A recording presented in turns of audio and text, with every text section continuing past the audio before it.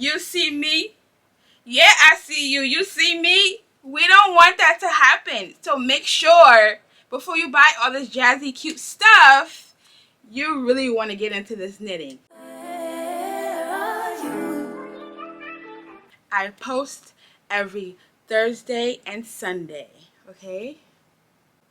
Hi guys, so in today's video I'll be teaching you 5 tips before you start knitting and buying all this yarn and knitting needles that's just going to sit in your closet and you do nothing with it. If you are interested in learning how to knit, make sure this is something that you truly want to do and it's in your heart and you're passionate about it and you're determined to learn, because you don't want to buy yarn and knitting needles and they're just sitting up in your closet chilling, not knowing what to do with each other. We are going to get into tip number 1.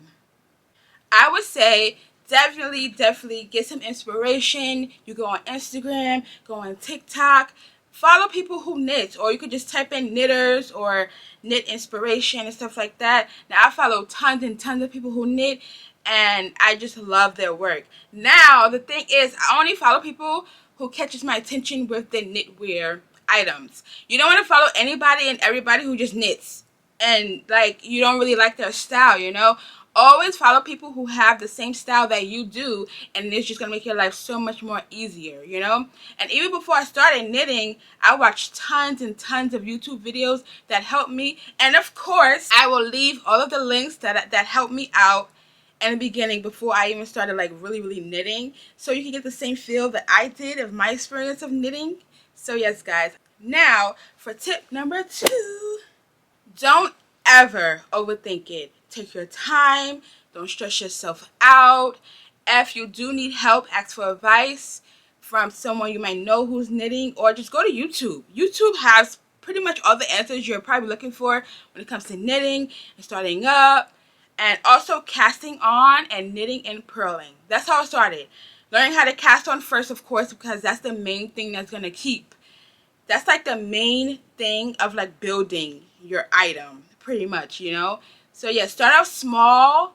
You can do like gauges, practice with that. Now gauges is like you have like a certain amount of yarn on your needle. Let's say if you have 15 stitches on your needle, right? And then you will have to do stockinette stitch. Now stockinette stitch is like the triangles all formed into one layer. I can show you exactly what that looks like. Okay, so I have found what I had started up but didn't really finish it, but I'm definitely going to get back to this. This is going to be a whole entire sweater, or overhead sweater to be exact. So this is called Stockinette Stitch. You see? Now I think you can see it better in this color here. Well, I think it doesn't really matter. But yes guys, this is the beautiful Stockinette Stitch. You can start off small like this. This is about like what, 20 stitches I believe. And what I did was I knitted all across here, and then when you turn it around, this is called garter stitch. But for here, it is purling. So when you purl, it creates this garter stitch back here. Now, when you're going back and forth, you knit across the first row, and then you purl for the next row, you know? So that's what stockinette stitch is. Tip number 3. Now, as I said in the beginning, follow people who catches your attention. And also, if you even have questions, you can ask them for advice too, because that's really cool. And of course, like, some people is going to write you back, some people may not. It just depends on who they are as a person, you know. I follow people who write me back, you know. Especially this one girl, her name is Cara. I could put her @name here. You can follow her because her knitwear is amazing. It's simple, it's not difficult or anything like that. So once you get in the flow of like knitting and stuff, you can definitely follow her and do her patterns, ask her questions, because she is definitely going to get back to you. I know that for sure. Inshallah, she does, because she always writes me back. So I'm pretty sure she writes other people back when she gets the time. The longest you have to wait for her to get back to you is like a day or 2. That's pretty much it, you know. So just put yourself out there and be confident within yourself and stuff like that, you know. Tip number 4. Now, this tip I love because this is like the progress of you like practicing knitting and stuff like that. And once you get into the groove, you want to take pictures, you know, because when you're starting off, even if it looks crazy, you still want to take pictures because you want to see your progress of how you started out and where you're at now. So I would say, even if it looks ridiculous, still take those pictures, because if you're consistent with it and you're practicing every day, probably like for a week or 2 weeks from now, you're definitely gonna see a difference, because that's how I started out. My progress looked crazy in my opinion. I'll put pictures here so you can see how I started out as well.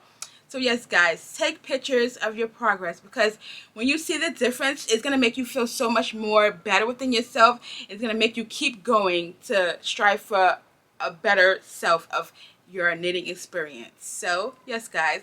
So last but not least, tip number 5. Now for tip number 5, you want to have fun with it. Don't overthink it. Like I said before in the beginning of this video, have fun. Show your friends your progress, your family your progress, stuff like that. And I'm telling you, once you get the flow of knitting, you're going to fall more and more in love with it the better you get, of course, you know. So yes, guys, for an example, you don't want to have beautiful yarn and beautiful knitting needles and they're just not connecting with each other, you know. And it's going to go like this. You see me? Yeah, I see you. You see me? We don't want that to happen. So make sure before you buy all this jazzy cute stuff, you really want to get into this knitting. Now this is chunky weight yarn, super chunky to be exact. This is from woolandthegang, and I love woolandthegang yarn, but they are kind of pricey, so I would start off like buying yarn that's not so like much more expensive, you know.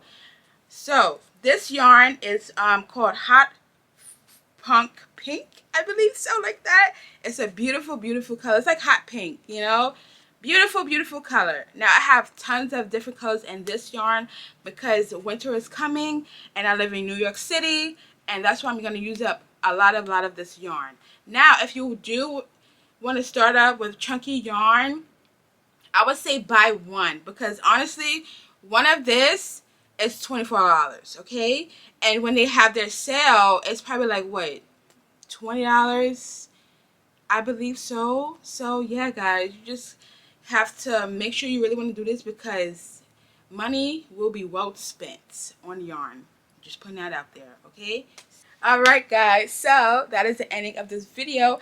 And if you do want to check out my cool knitwear that I have so far, you can click this video here, and I will see you in my next video. I post every Thursday and Sunday, okay? And I will see you in my next video. Hi guys, I'm a knitter, and I've been knitting since April of 2021.